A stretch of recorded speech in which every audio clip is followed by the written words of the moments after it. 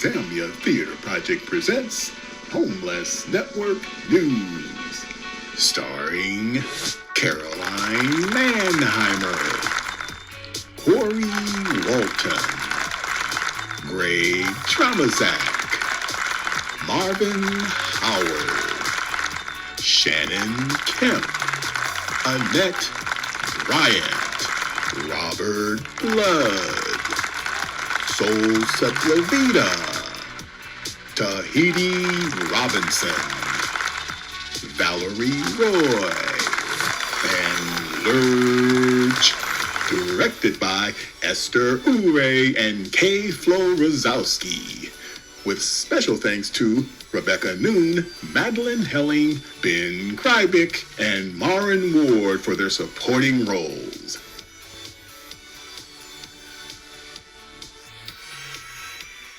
Yes. A hearty welcome to America and welcome to our viewers. Welcome to zAmya's Homeless News Network, a 2021 style. That's right. This is our first 21 installment of HNN. I'm your host, Corey Walton, coming to you live from zAmya's world headquarters in downtown Minneapolis. And boy, do we have a show in store for you, and we're going to kick it off with a bang. And speaking of bang, today's episode is brought to you by an organization that makes a lot of noise, good noise, in the homeless community. Our friends at St. Stephen's Human Services, who provide a range of wonderful services to the homeless community, including street outreach, shelters, and housing. Of course, you can visit them at ststevensminneapolis.org. That's ststevensmpls.org. Now, the theme for today's episode is Winter of Peril and Possibility. The challenges of living in the COVID era are very real, and they become even more daunting for many during the wintertime. So in this episode, we plan to highlight both the peril and the possibilities, because that's how we do it here at HNN. And what we also do at the top of every HNN episode is to remind our audience to please help us keep HNN on an interactive tip. So we invite you, our audience, to share your thoughts throughout the program in our chat box. Speaking of thoughts, let me slip in a quick thought for all of y'all to chew on as part of our new mini segment on this date. What happened on this date in history? February 4th. Well, on February 4th, 1913, Rosa Louise Macaulay was born in Tuskegee, Alabama. In 1955, her refusal to give up her seat on a Montgomery, Alabama bus sparked the civil rights movement, and the world would remember her name, Rosa Parks. Happy birthday, Miss Parks. Now, on that wonderful Black History Month note, let's kick off the episode like we usually do with our Zambia Agreements. And who better to do that than one of Zambia's ultra artists, my friend and troop mate, Caroline Mannheimer, bringing you our Zambia Agreements.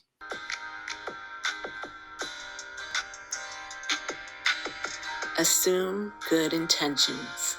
Cultivate an attitude of gratitude. Treat each other equally. Stay focused and engaged. Remember why we are here. Notice our impact on ourselves, each other, and on our community. Have fun.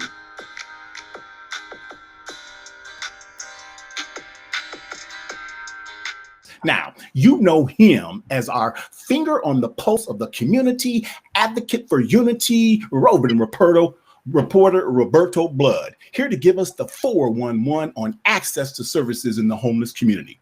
Now, this is your favorite, at least my favorite, HNN news correspondent, Roberto Blood, with his all-new HNN segment entitled In Focus. Take it away, Roberto.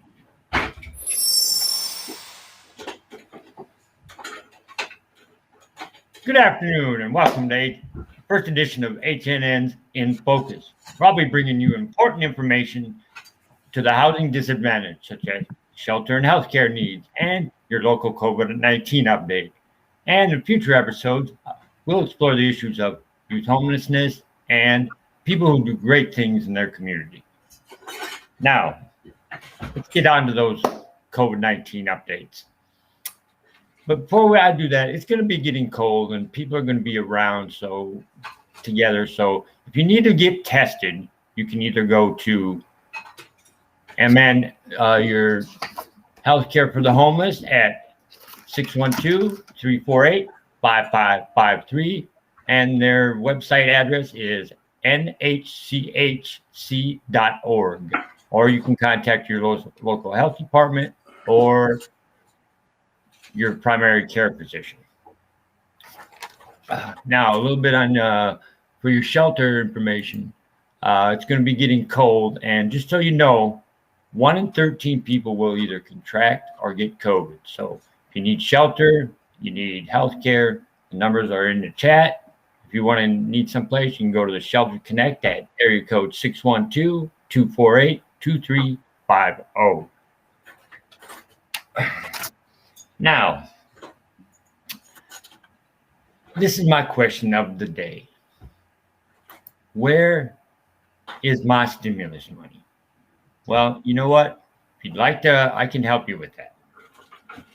If you haven't received it, you can have the IRS do a trace on that by going to irs.gov, or you can claim it on your income taxes by a recovery rebate credit. If you'd like to find out more, you can go to cnet.com or irs.gov. Now, if you have a question you'd like me to answer, you can send your questions to info@zamyatheater.org. And please include your first name so I can give a shout out to you for your question. And you know what? Peace. I'm out. Back to you, Corey. Thank you, Roberto. Thank you very, very much. That man always delivers. And you can deliver too by putting your any comments, thoughts you have into our chat box. That was Roberto with the latest.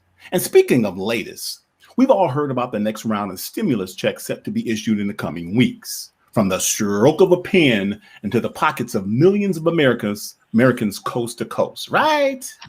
Wrong. Because it don't always happen that easily. Talk about winter of peril. Sadly, many Americans have learned or will learn there can be significant barriers to receiving that stimulus check.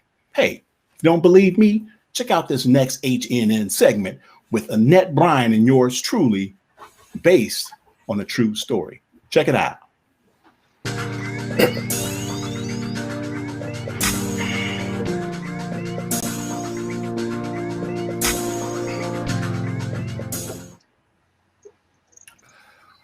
Well, hello there, Miss Bryant. Hello. Well, first, I think we really need to start out by saying stimulus. What is stimulus? From the Merriam Dictionary, it said stimulus is something that arouses or incites to activities such as an incentive, a stimulant. Stimulus is something which causes a response, stimulate, to excite, to activity or growth, or to greater activity, animate, arouse. What do you think? Who has been stimulated by this stimulus check? Now, were you stimulated by the stimulus check? Well, are we doing this one first? Oh, girl, I love your hat. I love the hat. Oh my goodness, thank you. Well, you know, it really depends on how you look at it. It stimulated my frustrations. That's what I can say. Did the donated stimulus check help you in your current situation? Yeah, like for part of the month. Well, what did you do with your donated stimulus check? It paid for me to keep my stuff in storage, but I couldn't find some place to live for that small amount of money, even for a month. Are you anticipating receiving stimulus checks in the future? Only if someone is generous enough to share what they don't need. Do you think you'll be able to save any of this donated check?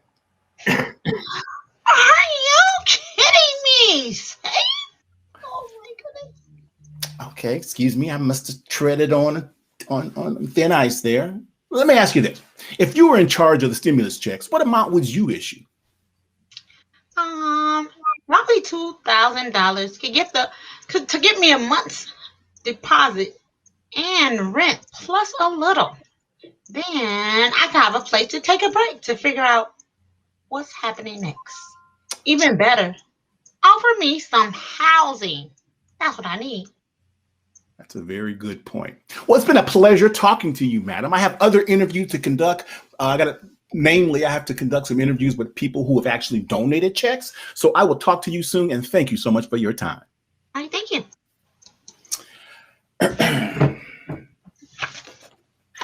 Okay, so who's the next person on the list here? Oh, now she donated a check. Let me talk to her. I hope she's ready. I told her I'd call at this time. Ma'am, were you stimulated by this past stimulus check? I don't need to be stimulated. Okay. Now, did the stimulus check help you in your current situation? Thankfully, I already have enough. Oh, so what did you do with it? I donated it. You did? Wow. Are you anticipating additional stimulus checks? Yes, I will receive stimulus checks for every member of my family. Okay, so will you be able to save any of it? Look, I have enough savings without this stimulus check to satisfy the needs of my family. That is why I chose to donate it. That's a very good point. Finally, if you were in charge of stimulus checks, what amount would you issue? I don't know what people need, but I guess if everyone who didn't need their stimulus check gave it to someone who truly is in need, we will all be in a better place. What did you do with your stimulus check?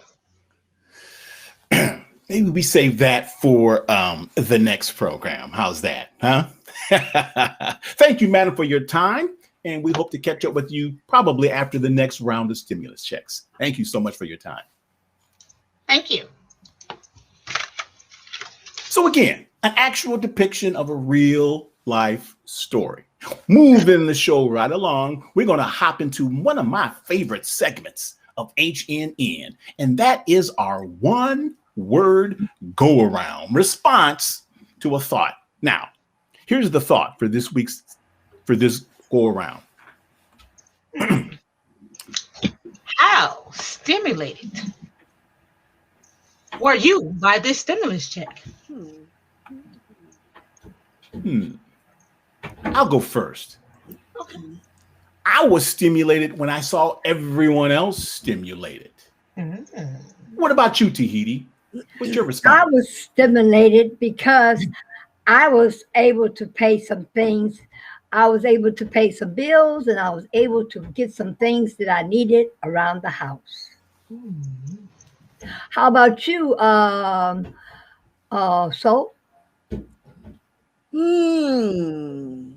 I often wondered why it's called stimulus.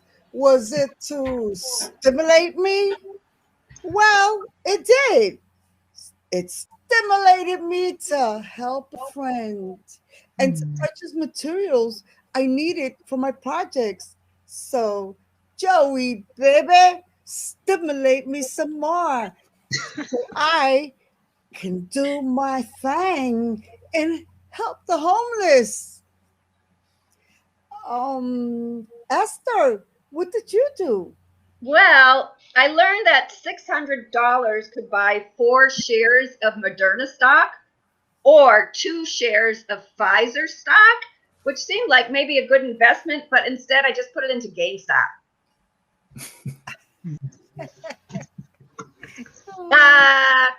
Robert. It's my money and I want it now. All right, Annette. You know, I am just stimulated by this whole role here.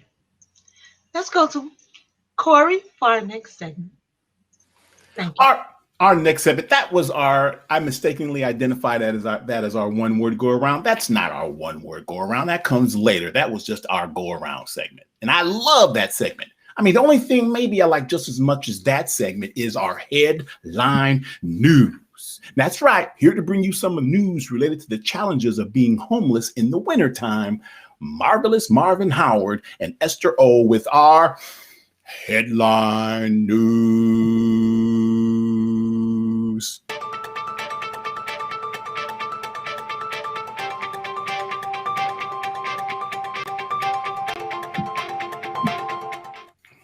Welcome back to the headlines. Regretfully, not new news, but the same old news. Today's headlines. Winter homeless struggles during COVID-19. As colder weather grips the country, the nation's homeless population is facing an unprecedented challenge. I think folks are, trying their best to provide shelter and services, but there have been a lot of things that have had to change. We've just seen folks who are really struggling to connect to services. Those services include things like medical and mental health appointments, as well as spots in shelters. The telehealth and social distancing realities of 2020 taking a toll on some members of this population. That also influences, what we talk about as, deaths of desperation. So overdoses, suicides, people who aren't feeling connected and that there isn't any, kind of hope to come. The dangers of cold weather. Each year, as winter approaches and the temperature begins to drop, many homeless people move from the streets to their city shelters to escape the cold. However, few communities have citywide cold weather response plans, and many of the plans currently in place leave gaping holes in accessibility. But some cities like Portland are experimenting with innovative solutions. It's amazing, man. Pods for homeless arise in Old Town. Portland, Oregon. Dozens of homeless people will be warmer this winter through a winterization project in Old Town that replaces tents with tiny home pods. The pods have electric heat and light and are insulated.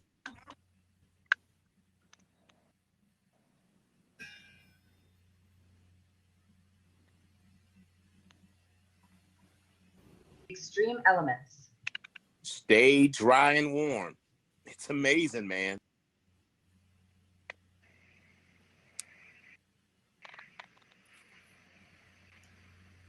It's happening closer to home, or should I say, closer to your encampment.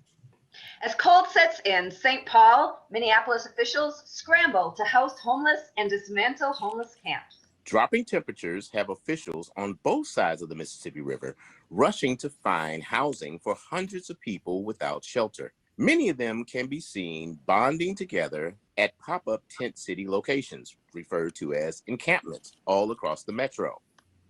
No. Wrong city and wrong encampment. I can't even. This is just plain wrong. But maybe our neighbors at the kind of encampments that we're reporting about could use a little more of our protection. As St. Paul homeless camps cleared, tough questions emerge. Residents of a 1210 homeless encampment at Snelling and Concordia Avenues last week were given until today to leave the premises. As temperatures drop in the winter, questions about where they'll go continue to dog St. Paul and Ramsey County officials, social service providers, and others concerned for the fate of homeless residents in the city's 81. Yes, she said 81. 81 known outdoor encampments. You think city officials are the only ones facing tough questions? People in encampments are asking, where am I supposed to go?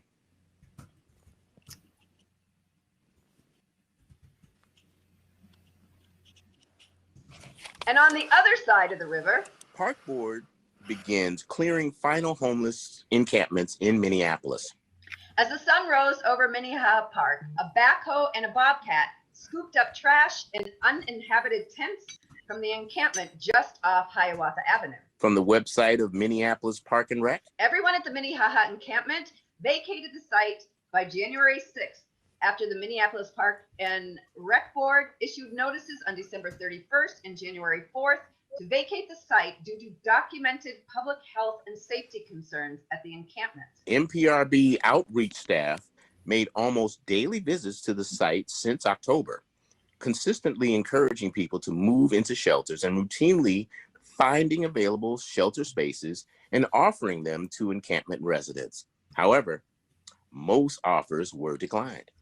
Officials are reported to have said that they're not insensitive to concerns, but the largest encampments have proven to be increasingly dangerous magnets for accidents, fights, drug sales, and predatory behavior.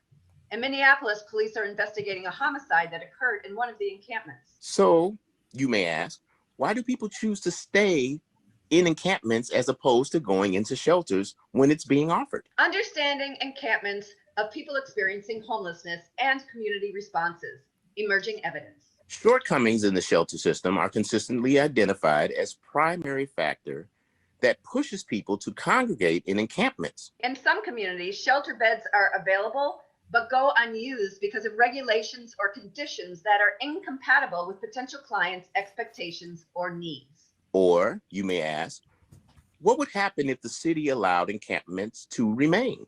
According to the National Health Care for the Homeless Council, forced encampment closures, they don't work and they do harm. Encampments themselves and steady outreach by providers to encampment residents over time can create community and rebuild trust. This steady and patient relationship building is often what leads encampment residents to secure the supports and care they need to become healthy and housed. And a sudden and forcible disruption to that process can be a devastating setback. Minnesota Winter Homeless Initiative, a statewide call to action. A partnership of public, private, and philanthropic leaders with support from other Minnesotans who care are taking action to bring Minnesotans who are surviving outdoors indoors. Well, what do you suppose is going to happen when the hotels and winter shelters shut down in the spring? Some advocates for the homeless say, we are in a terrible rut created by various levels of government. We need to look farther ahead and eliminate the problem before it occurs rather than planning month to month. To address the huge encampments that will be popping up when shelters and hotels close in April, we need to address alternatives now rather than waiting until a crisis emerges. That goes for homelessness in general. Let's take a deep dive into long-range vision that creates more safety nets to catch people before they have to take a free fall into homelessness. I second that. And that's it for today's headlines. Over and out.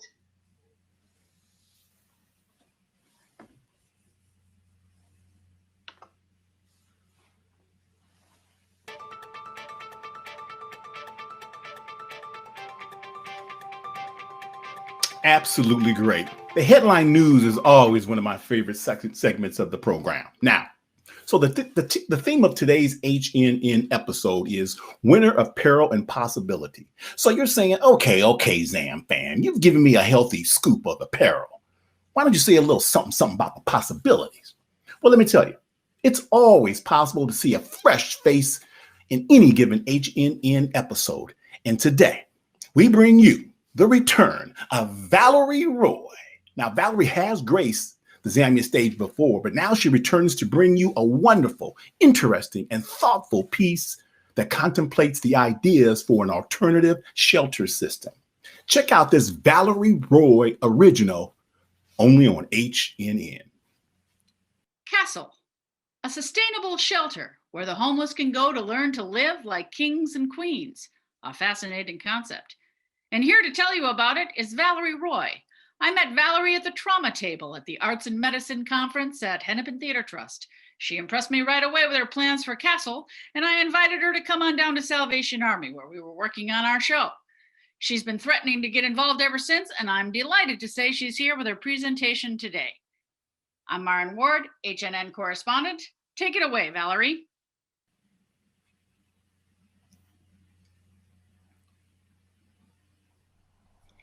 Is this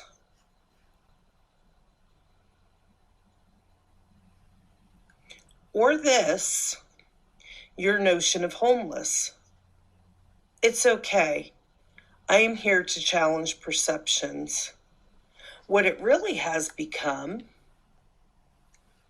is me. Since earning my BA in May of 2012, I slipped down the slope, receiving my PhD in homelessness, touring 4 shelters, 4 years, and 4 states. I spent the last 3 winters in my car. Yes, here, Twin Cities, Minnesota. During this time, I did half the work to earn an MA at a school cringeworthy of Elizabeth Warren. I wrote 900 resumes. I continued to slip, slide, and survive. I do not have family, and I am just starting to make friends and associates. Homelessness is the cruelest lesson in isolation you could not imagine and would not wish on enemies. Homeless is also a symptom of lifetime trauma or fresh, hot, steaming trauma. Examples here are places I've frequented. One thing that never happened during any of this, I was never asked why or what was needed to fix the problems. Slight exception was the American Red Cross. Don't give. I'm a hurricane survivor. Insight my field notes provided. Help can be toxic and microaggressive. Also, these shelter systems are known as the nonprofit industrial complex, valued at $1 trillion in annual economic activity. The word dignity is verbally abused and never really demonstrated. Now, I want to use my PhD to pilot a social justice shelter model. This is where the user group shares the responsibility, receives trauma therapy, acts with pride of ownership. This builds community, function, stability, and creates thriving viability when we invite the public in to purchase our food, art, and other handcrafted goods. In a perfect world, tomorrow I would take over a throwback hotel. There would be rooms to accommodate and a kitchen, a lobby to create a store, and a pool to create a closed-loop garden system. This is where one thing's waste is another thing's fuel. Kind of like the lessons my homeless brothers and sisters need to learn.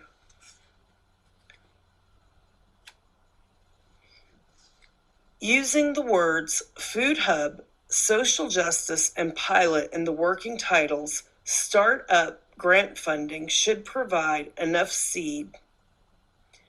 The revenue streams to make this project sustainable will provide endless possibility, demonstrating hand up, not hand out mentality. These logos represent successful and substantial works in progress. Combined, create exact intention and viable proof of concept. My ask today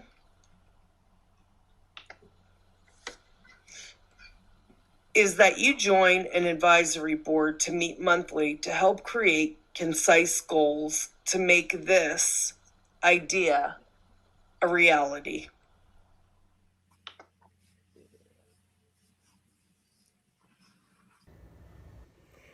With a BA, you earn your degree in as little as 5 years, plus 1 year for the second attempt at an MA. You earn a mortar board, a gown ceremony, and if you can afford them, you earn personal satisfaction and a sense of accomplishment. You are told you should earn $50,000 to $100,000 annually. Instead, I earned a PhD in homelessness, and all I have to show for it is this. And I was quarantined for the last 9 years, not 1. Wow. Wow. Wasn't that interesting? I told you that was going to be interesting. Thank you, Valerie Roy. Yes, sir, Bob. And while you, our audience, drop any thoughts you have about Valerie's piece into the chat box, let me ask a couple of our troop members what they thought about Valerie's piece.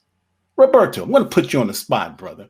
What did you feel about Valerie's piece? I feel that all the intentions are there to try to better our communities by, just bettering yourself first. And I can see that's what Valerie's intent was. You got to look out for yourself and then start looking out for others. So well done, Valerie. Thank you.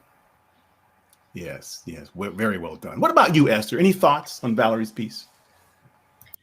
I was most struck by the skills that Valerie has and how she was able to produce that piece. And I know she shared with me that she's been trying really hard to get a job. So anybody out there that's got a place for Valerie, you can contact zAmya. Okay, thank you, Esther. Oh, and thank you again, Valerie. Such an interesting piece. Okay, now in continuing in our momentary focus on the possibility component of our episode's theme, let me reintroduce our viewers to a glass half full, anything is possible woman. Y'all know who I'm talking about. I'm talking about my soul sister with a poem that reminds all of us that there are so many talents to notice and appreciate in our homeless brothers and sisters. Ladies and gentlemen, a poem by our very own Soul Saplavita. Because homeless people are often seen as something they're not, I invite you to take a second look so you can see to understand that homeless people have souls and hearts just like everyone else. At a glance, you will see that most dance to the rhythm of their hearts as they move their bodies and feet. Some are so artistically inclined that it makes you stop to question life. Some paint the most beautiful landscapes and seascapes to mentally and spiritually escape, taking us there to the middle of anywhere for us to see everything they want us to see. Possessing the mastery to improvise and invent in the speck of a sack, turning moments into events. They see art as that medicinal tool they and we need to maintain sanity while we exist. While watching them perform, sing, and dance, we notice that it's from deep in their kind giving hearts where all their instinctive natural born talents come from. Some can sing any song sung on the radio or construct their own or enhance the old. Others write scripts or poems to transform verbs and stories into impressive creative art form. Not many of us can master the craft of the gift of gap like that. It takes a genius to create something out of nothing and turn it into art, then share it with us on the same streets where they sleep and live. These kind souls shouldn't have to beg for a meal. After sharing talents that overexceed others, we pay so highly to see. They give to the max, and no matter how hard the going gets tough, they never give up. We too should give to the max, to the concerts of natural born talents. Homeless people are that creation of God that teaches a lot. Because Jesus was homeless, was he not? And did he not die on the streets while everyone watched so that we would not? We all know that God created all creative creations. So let's not judge or criticize, because with God, we must all comply. Truly speaking, from my mind's eye, soul.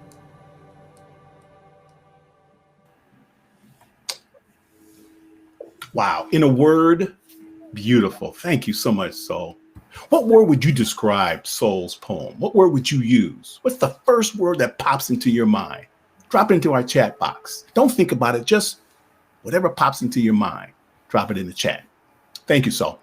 Now, if you've seen the show before, you know whenever Soul takes center stage, the beautiful, the magnificent, the stupendous Tahiti Robinson can't be too far behind. That's right, count them, two legends for the price of one. Our very own Tahiti Robinson, bringing you the result of one of the coolest movements on the planet. You heard of the People's House. You've heard of the People's Choice. Ladies and gentlemen, Tahiti with the People's Oath.